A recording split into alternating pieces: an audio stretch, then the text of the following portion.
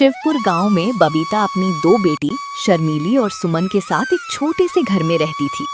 बबीता के पति का कुछ समय पहले ही इंतकाल हो गया था, इसलिए बबीता सोचती है कि उसकी बेटियों की शादी जितनी जल्दी हो जाए उतना ही बेहतर है। मुंशी जी, मैंने आपसे कितनी बार कहा है कोई रिश्ता देखकर बताओ लड़की के लिए। लड़की 19 साल की हो गई है। भाभी जी, मैंने बहुत जगह बात की, लेकिन हर कोई दहेज मांगता है, कोई कुछ मांगता है तो कोई कुछ मांगता है।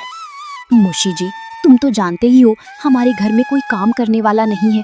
मैं जो दूसरों के घरों में काम करके पैसा कमाती हूँ उससे तो बस घर का खर्चा ही चल पाता है। ऐसे में हम दहेज कहाँ से देंगे?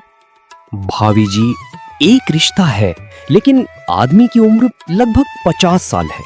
उसकी पहली पत्नी मर चुकी है, पहली पत्नी से 2 बच्चे भी हैं, लेकिन आदमी मालदार है।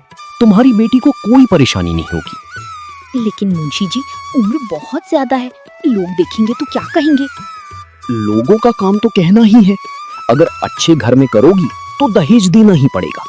आजकल कोई भी आदमी बगैर दहेज की शादी नहीं करता है, और तुम्हारे पास तो खुद के खर्चे के लिए भी पैसे नहीं है।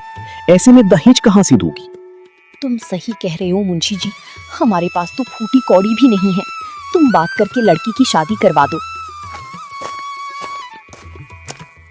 कुछ ही दिनों में शर्मीली का विवाह हो गया। जिस आदमी से विवाह हुआ था उसका नाम था अशोक। अशोक एक सरकारी कर्मचारी था। अशोक के 2 लड़के थे, आकाश और सुमित, और एक विधवा बहन भी थी जो घर की मालकिन थी। उनका नाम रूपाली था। आकाश अपनी माँ के लिए बाजार से कुछ ठंडी चीजें ले आ। गर्मी बहुत हो रही है। उतने में ही अशोक आ जाता है। उसके हाथ में कुछ सामान था। अशोक शर्मीली को खुश रखने के लिए कोई ना कोई तोहफे रोज लाया करता, लेकिन शर्मीली को ना जाने क्यों अशोक के पास बैठना और हंसने बोलने में भी संकोच होता था। इसका कारण ये था कि अब तक ऐसा ही एक आदमी उसका पिता था, जिसके सामने सिर झुकाकर देह चुराकर निकलती थी। अब उनकी अवस्था का एक आदमी उसका पति था। वो उसे प्रेम की वस्तु नहीं, सम्मान की वस्तु समझती थी। उनसे भागती फिरती थी, अशोक के सामने आते हुए शर्माती थी। अरे भाग्यवान, तुम मुझे देखकर ऐसे भागती हो जैसे मैं कोई खौफनाक जानवर हूं। अरे मैं तुम्हारा पति हूं।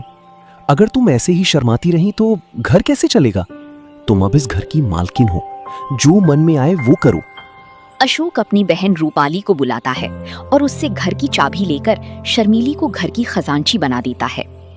रूपाली, अब से तुम कुछ भी काम नहीं करोगी। जिस भी चीज की जरूरत हो शर्मीली को बोल दिया करो। और शर्मीली, तुम रूपाली का ध्यान रखना। बेचारी सारा दिन परेशान सी रहती है।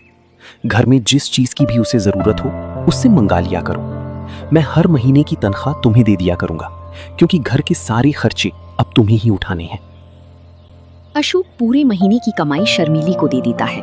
उनका ख्याल था कि शर्मीली इन रुपयों को देखकर फूली नहीं समाएगी। उधर अशोक की बहन रूपाली मोहल्ले की औरतों से शर्मीली की खूब चुगली करती है। अरे जब से आई है मालकिन बनी बैठी है, एक एक पैसे का हिसाब लिखती है। मैं कभी अपनी जरूरत के लिए थोड़े बहुत पैसे मांग लेती हूँ तो टाल मटोल करती रहती है, फिर कहीं 3-4 बार कहने पे ही पैसे देती है। बहन, तेरे भाई को भी जब बुढ़ापे में इस जवान लड़की से शादी करने की पड़ी थी, कोई मेल भी तो हो। देखने में उनकी बेटी लगती है। अपनी शादी ना करके अशोक की शादी कर लेता तो सही रहता। अरे चल बहन, मैं चलती हूँ। पता नहीं निगोड़ी घर में क्या कर रही होगी। बच्चे स्कूल से आने ही वाले होंगे। चल के देखती हूँ खाना बनाया है कि नहीं, कहीं बच्चे भूखे तो नहीं बैठे रहे। रूपाली उस दिन से शर्मीली से जलने लगी थी जब से अशोक ने उसे घर का खजांची बना दिया था।